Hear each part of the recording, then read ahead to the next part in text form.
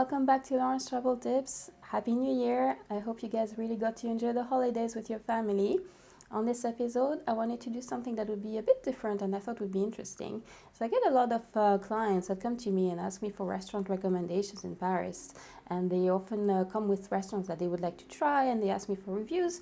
So I thought I would do a little video review of one of the restaurants that I got to visit recently that is very popular with tourists in Paris, which is the Eiffel Tower Restaurant. So on this episode, I'm going to be talking about the Eiffel Tower Restaurant and I'm going to be sharing my experience in video with you. So if you're ready, grab a knife and grab a fork and let's get started. Before we get started, I wanted to thank all of you who have subscribed to my channel.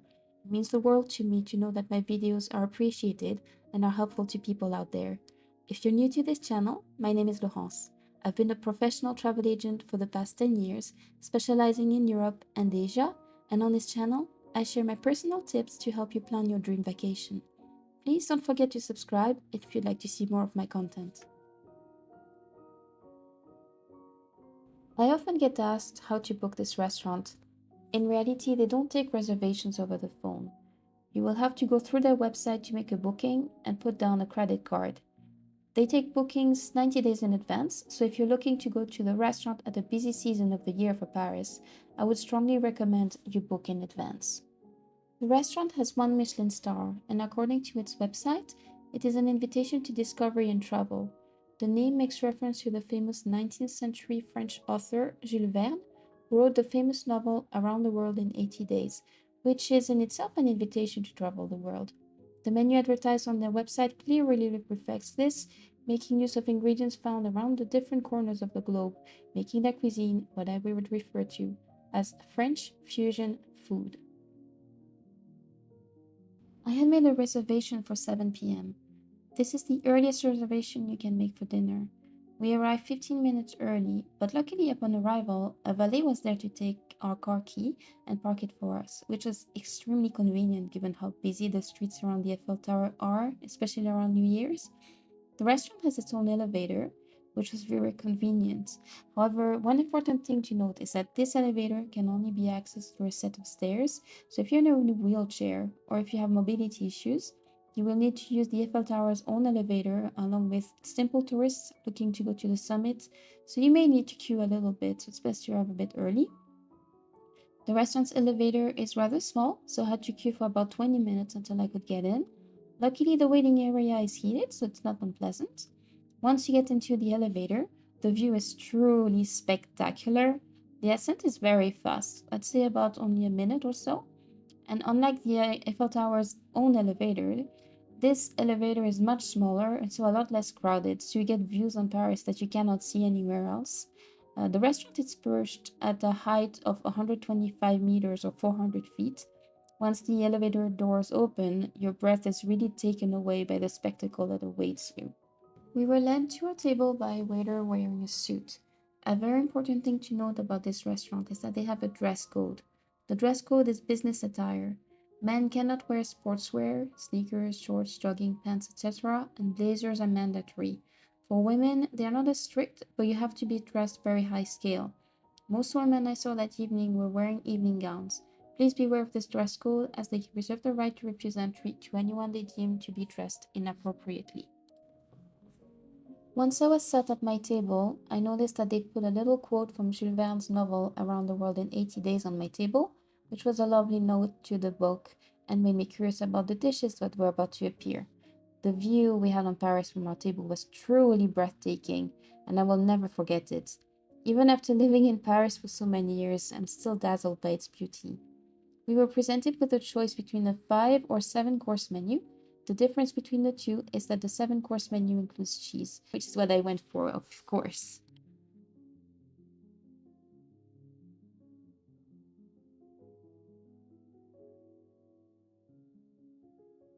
The first dish that was served was the crab.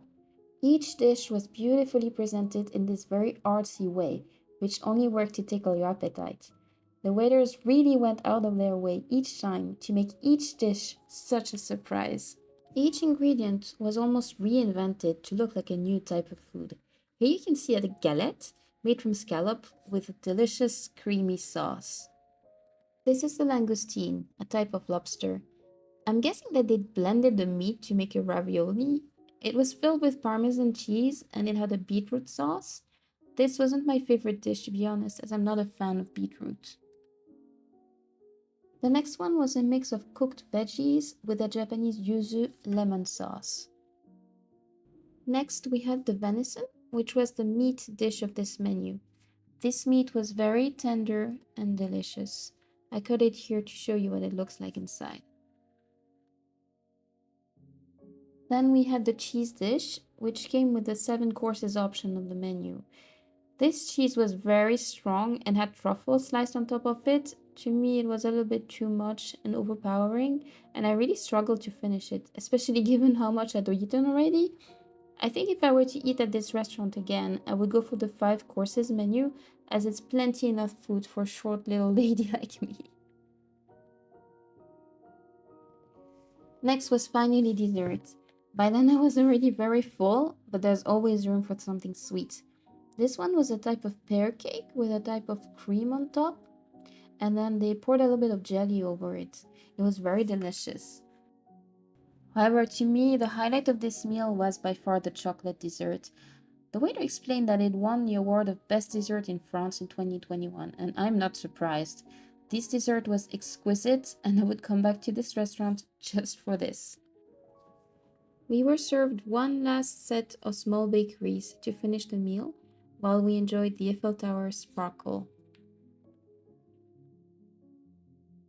The meal came to roughly 300 euros per person, including wine, which I think to be very fair given the size of the meal, the quality of the ingredients, and the hard work that was put into researching every dish served. I really enjoyed this restaurant, and I would recommend it to any traveler coming to Paris for a holiday. The view on Paris alone from the restaurant is unmatched anywhere else. It's an experience I will never forget. I'm already planning to come back in the future with my husband for a romantic date. Now, if for some reason you're not able to book the Eiffel Tower restaurant, you cannot find availability, or it's just a little bit above your price point, and you're looking for alternatives, places to go to in Paris, restaurants where you can have a beautiful view of the city, I wanted to share some alternatives with you. These are 2 alternatives that I tried recently where you had a really wonderful view of Paris that were a bit less expensive price-wise and that had easier availability. The first restaurant that I wanted to mention is called Le Ciel de Paris, or the Sky of Paris in French. Located on the 56th floor of the Montparnasse Tower, it boasts amazing views on Paris and on the Eiffel Tower. Although the restaurant isn't as high-end as the Jules Verne, the price point is much more affordable and the views on Paris almost as fantastic. I would strongly suggest this restaurant as an alternative if you cannot go to the Jules Verne. Another option I would recommend would be to do a lunch or dinner cruise on the Seine River. This is a really fun experience for the whole family, especially with younger kids. The Jules Verne doesn't offer a kids menu, but your dinner cruise might. It's also more affordable. With the cruise, you get to cruise around the Seine River and see various points of interest around Paris, such as the Louvre, the Musée d'Orsay, Notre Dame, and other landmarks. This is another really fun and unique experience to do if you cannot go to the Jules Verne. Where else in the world will you cruise the Seine River, right? I hope these 2 extra options are helpful to you. So I hope this video was helpful to you. I had a really great time at the Eiffel Tower restaurant. I think it was one of the most memorable experiences of my life, to be honest, and I'm really excited to try it again. I hope that you also get to try it if you ever come visit Paris, maybe on your next trip with your loved ones. It's really something you cannot miss. And if you are not able for some reason to do this experience, I've also included alternatives, which I hope are helpful to you and that you will be able to experience. If you like this video, please don't forget to share.